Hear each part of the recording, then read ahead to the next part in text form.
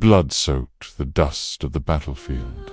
Beneath a dying sun, the clash of steel had quieted into groans, murmurs, and silence. Among the scattered bodies lay Marcus Aelius Varro, centurion of the 10th Legion. His chest was crushed beneath the weight of a Gallic warhammer, breath coming shallow, sticky with blood.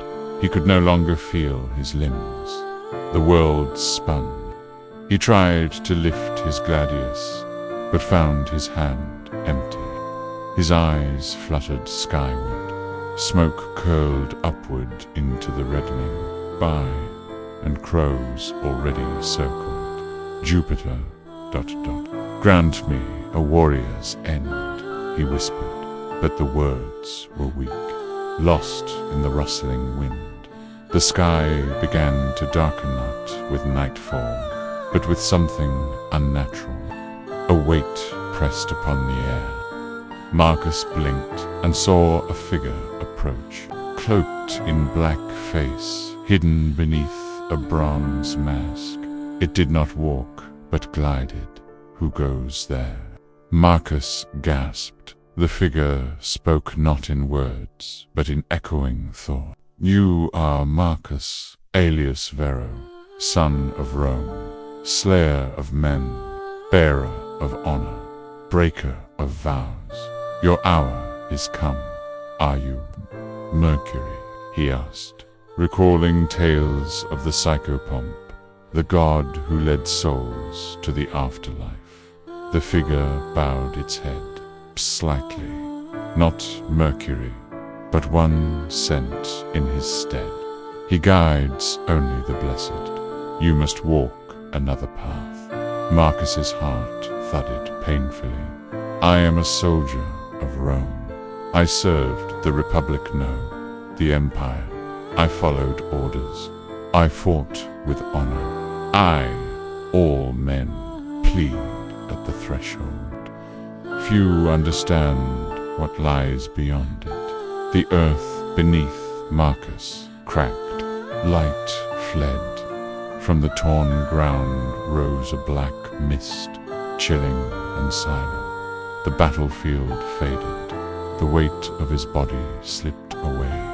The pain, too, dissolved like fog under morning sun. Marcus's soul, naked and grey, was pulled down into shadow.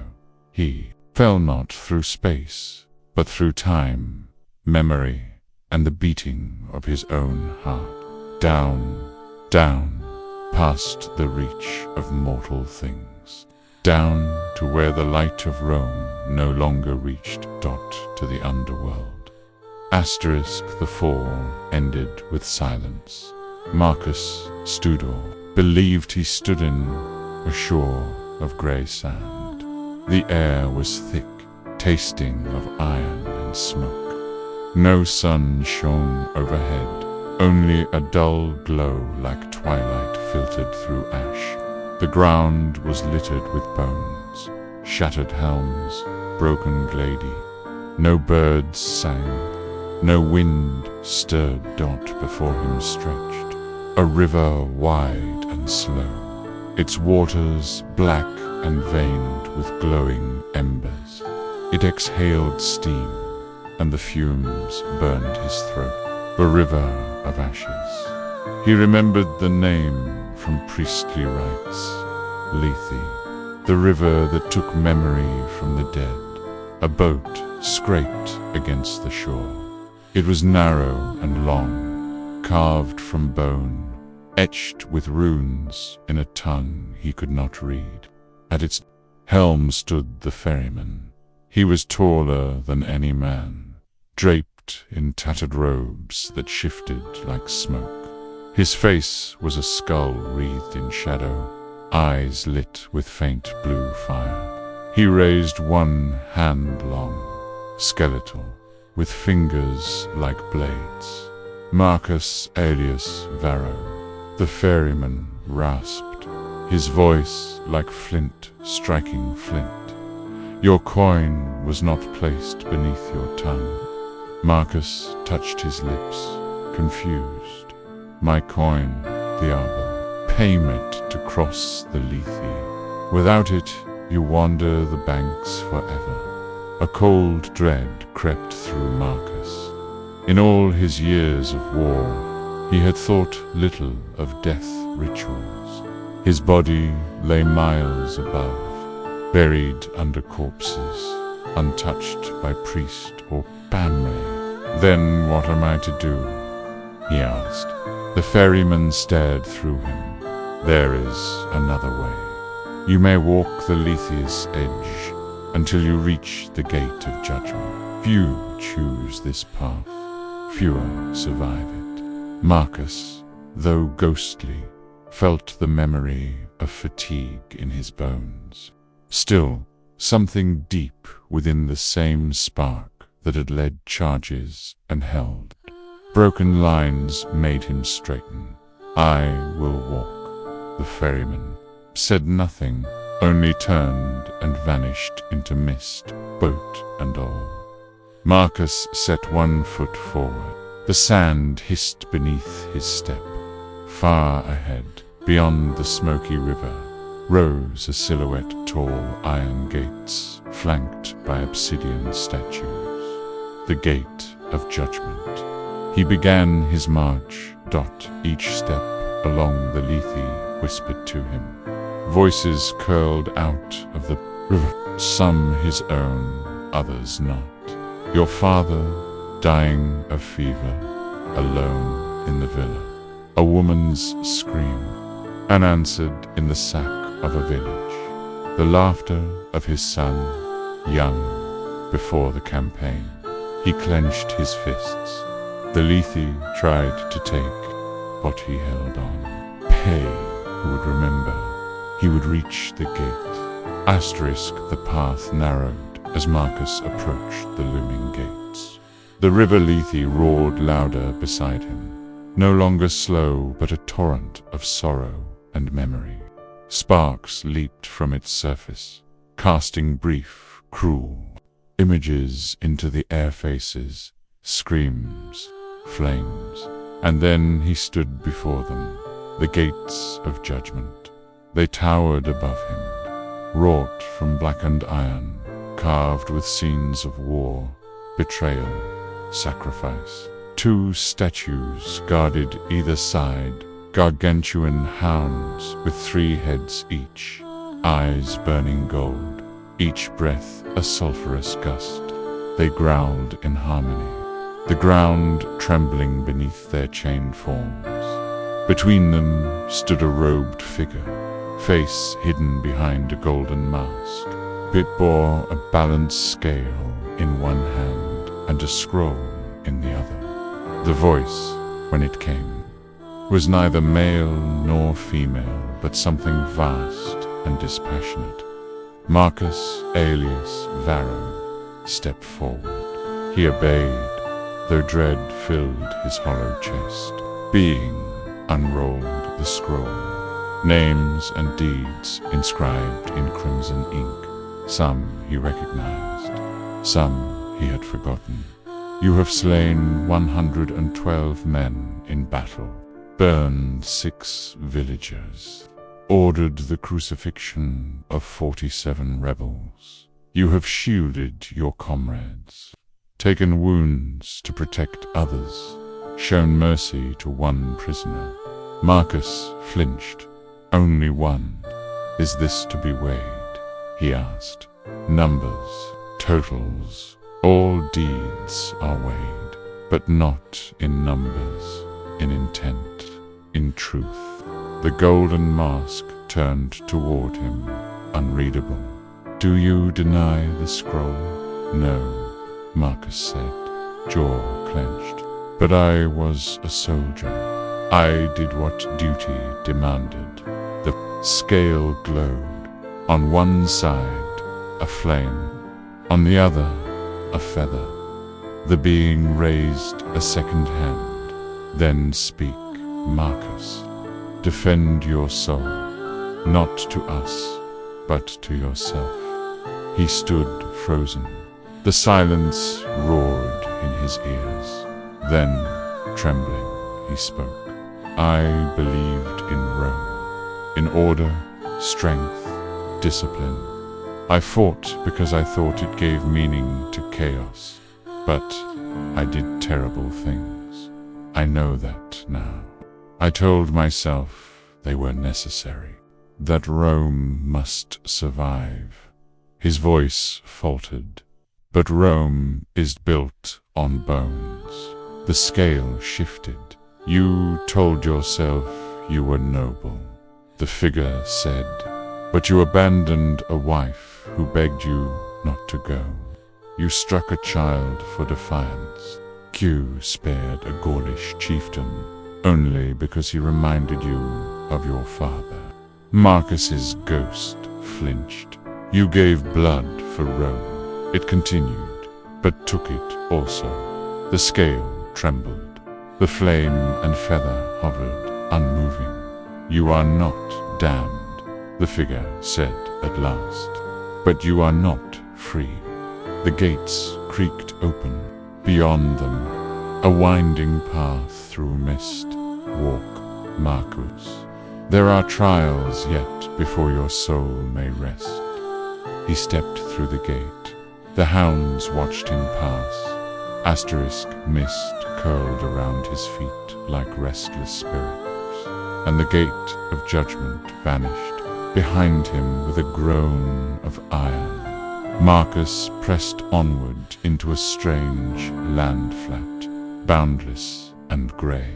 Shadows stirred across the plain, each one silent, each one familiar. This was not Elysium, nor the fiery depths of Tartarus. This was something paler. Asterisk. He walked until he saw the first of them. A soldier in segmented armor, like his own, though faded and spectral. The man turned. Lucius, Marcus whispered. The shade nodded. Centurion, Lucius Calvus, killed during the siege of Numantia. Marcus had led the charge. It was his order that sent Lucius over the wall first. I'm sorry, Marcus said. Lucius's eyes were hollow but not unkind. We all died, Marcus. Some sooner than others. Behind him, more shades gathered. Former comrades, enemies, innocents. A Gaulish woman with a ruined face. A Thracian boy with an arrow through his ribs. His own father, eyes downcast. The air in the field shimmered, and the voices came not words, but memories. Don't leave, Marcus. We had no bread left. He cried for you before he died. Asterisk, they surrounded him. The echoes of all, peed, touched in life willingly or not. It was not a punishment. It was remembrance. The weight of what he had carried and what he had caused. He dropped to his knees. I didn't know, he whispered. Or maybe I did, and I marched on anyway. Asterisk, a woman approached, her features sharp, with eyes like forged bronze. She wore a simple white toga, though she glowed faintly in the mist. Your life was not yours alone, Marcus Aelius, she said. Every life touches another, that is both burden and grace. Are you a goddess? He asked. She tilted her head. I am memory. Not Mnemosyne of the Greek snare. I am Memoria, born of Roman rites and forgotten altars. I keep the weight of every act. He looked up at her, broken. Do you judge me, too? No, Memoria said. I reveal. The judgment is your own. She touched his forehead. Visions crashed upon him like waves. Battles, betrayals, laughter, grief. A lover's breath in the dark. the moment his son was born, the last time he saw his mother. The pride in his commander's eyes after his first kill. Then all fell silent. Memoria stepped back. Go onward, Marcus. You are not yet whole. He rose slowly, dusted off the ash from his knees, and continued across the plain. The shades did not follow, but they watched. They would always watch. The mist thinned as Marcus pressed on, giving way to a blood-red sky. In the distance, he saw it a citadel of bronze, rising from the earth like a broken spearhead. Columns cracked and burned, and war banners fluttered in a wind that moaned like dying men. At its peak blazed a fire that never dimmed. The halls of Mars. The earth trembled beneath his feet. The sky rumbled with distant drums. Marcus approached the gate, its arch carved with countless names, generals, tyrants, martyrs. A shadow moved inside. He stepped through the threshold. The hall within was vast and empty, yet not still. Echoes of battle rang out, clashing steel, war cries, screams. Spectral warriors fought and died across the walls like flickering mosaics. Locked in eternal combat, at the far end sat the god Mars. Was not clad in imperial finery. No laurels crowned his head. He wore a wolfskin cloak, his armor battered and dark with old blood. His face bore the calm of a storm before breaking. One hand rested on a gladius too large for any man. The other cradled a helm, cracked down. The center, Marcus Aelius Varro, Mars said, his voice like a blade drawn from stone. Marcus knelt out of reflex. Lord of war, rise, Mars said. There is no need for submission here, only understanding. Marcus stood, though his hands trembled. You carried me in your heart all your life, Mars continued. Not just in your sword arm, in your hunger for glory, your love of order, your fear of peace. I fought for Rome, Marcus said, for the good of the Republic, then the Empire. Rome is a name, Mars replied, rising to full height, a mask worn by ambition, fear, and power. You fought for me, as all warriors do. You fed me with your kills. A silence hung between them. Do you regret it? Mars asked eyes. Burning. Marcus didn't answer at first. His mind turned back to Memoria, the faces of the dead, the boy crying in a burning village. He clenched his fists. Yes, Mars nodded slowly. Then your soul begins to turn. He stepped closer, towering over Marcus, then offered him the helm he carried. Take it, wear it. Feel what it means to be worn. Marcus hesitated, then lifted the broken helm and placed it on his head. In an instant, visions exploded through him. Every battlefield he had ever walked. Bow 1,000 more fields, from Carthage to Troy, from the forests of Germania to the siege of Jerusalem. He felt the scream of dying men, the horror of survivors, the ecstasy of conquest. War was no glory. War was hunger. He tore the helm from, put his head, and fell to his knees.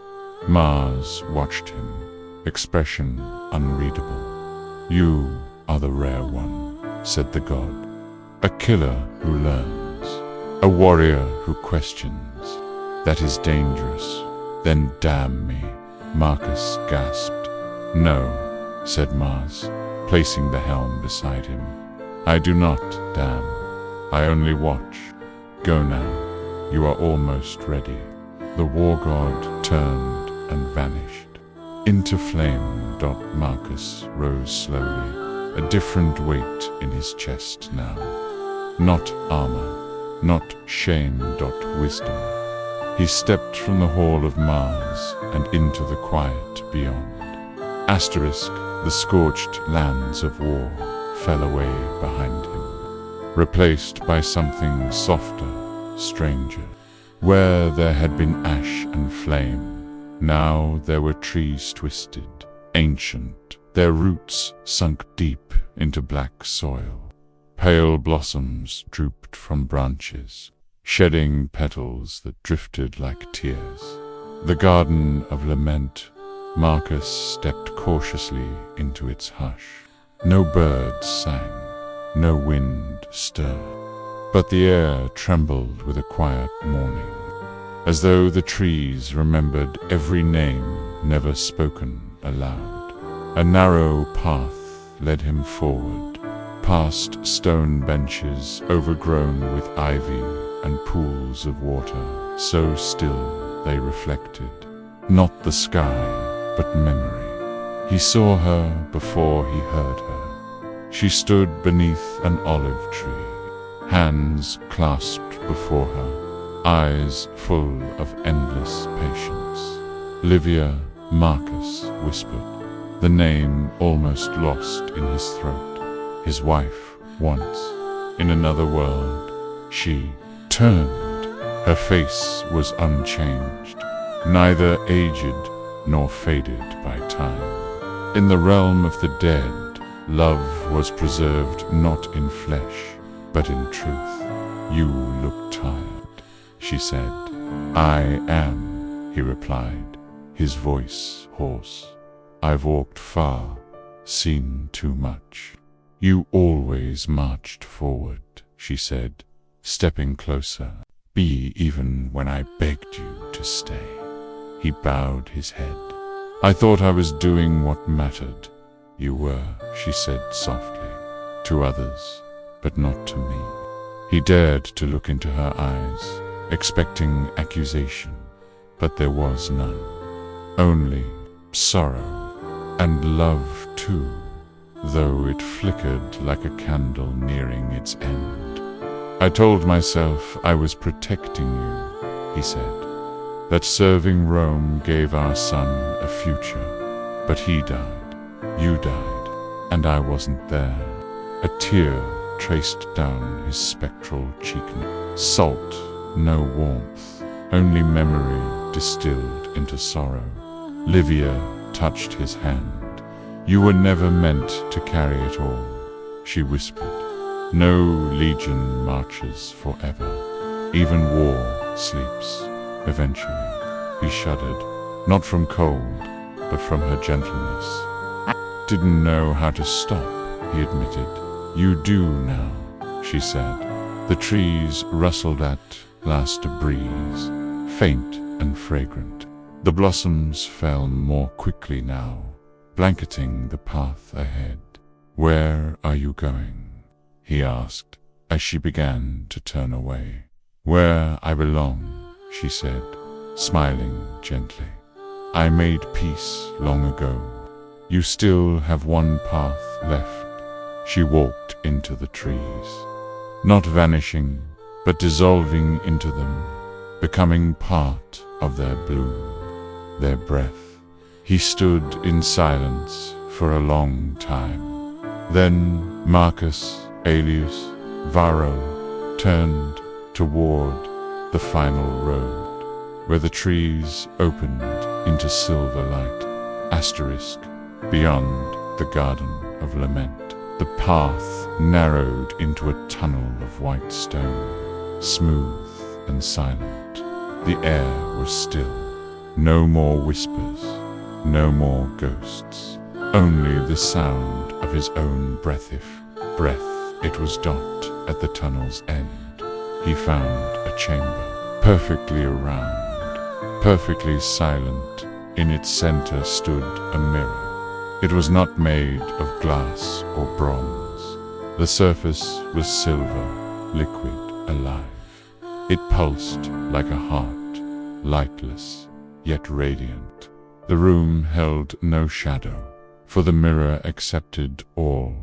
Marcus stepped forward. His reflection met him clad in armor, face weathered, eyes steady.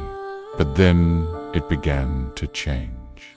He saw himself as a boy, barefoot in the hills above Capua, chasing goats, laughing. Then the recruit, too eager, too proud.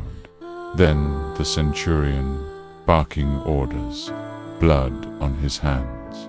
Then the husbands, smiling at Livia on their wedding day, distant a year later. Then the father, holding a sick child, helpless then. The man who gave orders that doomed villages, burned temples, chained men. Then the old warrior, bleeding out on a foreign field, asking the gods to give meaning to it all. The reflection fractured. Each version of him stood separately now, arrayed like ghosts in a tribunal. None spoke, none needed to. They looked at him with something worse than hatred. Understanding. I did all of it, Marcus said. The good, the terrible, the cowardice, the honor. His voice echoed against the chamber's walls. I blamed orders, blamed the world, but it was me. I chose it. The boy stepped forward and touched his hand. The father nodded. The soldier saluted. Even the cruelest version of himself, soaked in blood, stared into his eyes and wept. The mirror rippled. From its surface rose a final form, not a version of Marcus, but something older, deeper. A soul shaped like him, but made of starlight and ash. The truest image. It reached out its hand. He took it in that instant. He saw himself not as a hero or monster, but as a man, flawed, mortal. Hold. The mirror shattered not, violently, but like ice melting under morning sun. The chamber faded. Marcus stood alone, yet no longer afraid. A voice came, not from the world, but from within. You are ready. Asterisk, the world returned, slowly, no longer mist, no longer war, but clarity. Marcus found himself standing at the base of a stairway carved from light. It spiraled upward into the dark, disappearing into a vast sky without stars. Each step shimmered, suspended in the air, as though waiting only for the will to climb. He looked behind him. The garden had vanished. So had the halls of Mars, the fields of echoes, the River Lethe. The underworld had grown quiet, as if holding its breath. There was no one to guide him now. No god, no ghost, no voice, just the steps and the silence. Marcus placed his foot on the first stair it held. He climbed with each step. He felt a memory lift from him, not erased, not forgotten, but set gently down. His triumphs, his grief, the weight of command, the horror of what he had done, they fell like sand from a soldier's boot. He did not lose them. He simply no longer needed to carry them. Higher he climbed. The light changed not, blinding, but warm like a sunrise, long forgotten. His armor crumbled away in silence, piece by piece, until he stood bare, not as a warrior, but as a soul. The stairway ended at a platform of marble and sky. There stood a gate of gold, leaf, and pearl, simple, bar, and unguarded. A breeze stirred it gently. To his surprise, he was not alone. An old man sat beside the gate, wearing a tattered toga, a scroll in one hand, a cup of wine in the other. He looked up and smiled. Marcus Aelius Varro, it is done. Who are you? Marcus asked. Call me Manus, said the man. I was the first to come this way, before the Republic, before even memory. Your death. The old man chuckled. No, death is what carried you here. I am the one who opens the door. He gestured to the gate. You may pass if you wish. Beyond is not heaven or punishment. It is release. The sea where all rivers end. Marcus stared at the gate. Is that all? Nothing more? No thrones, Manus said. No crowns. Only truth and peace. Marcus hesitated. He had lived with purpose, with discipline. Even in death, he had marched through judgment, through grief, through revelation. Was he ready to let go? He remembered Livia's face. He remembered the mirror, and he smiled. I'm ready, he said. Manus nodded and opened the gate. Light poured forth, not brilliant, but endless. It was not light to see by, but to become. Marcus stepped into it. The gate closed behind him with the sound of a heartbeat, and the stair faded into the dark.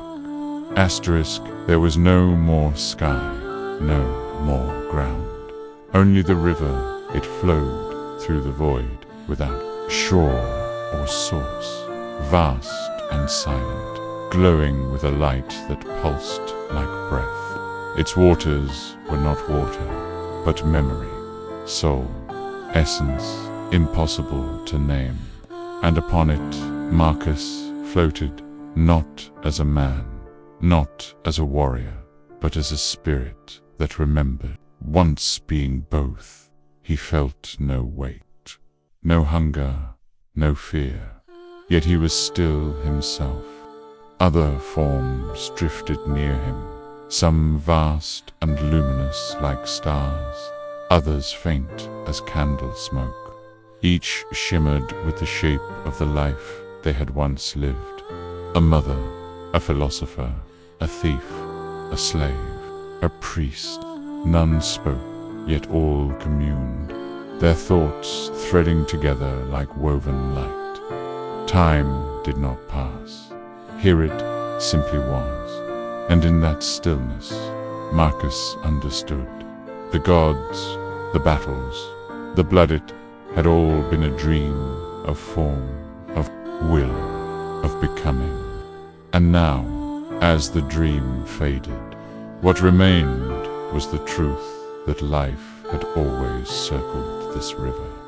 All griefs had flowed into it. All joys had rippled from it. No death had ever been final. No birth ever isolated. He saw his son again not as a child, not as a ghost, but as a current moving beside his own, playful and warm. He saw Livia, her essence dancing in laughter and calm.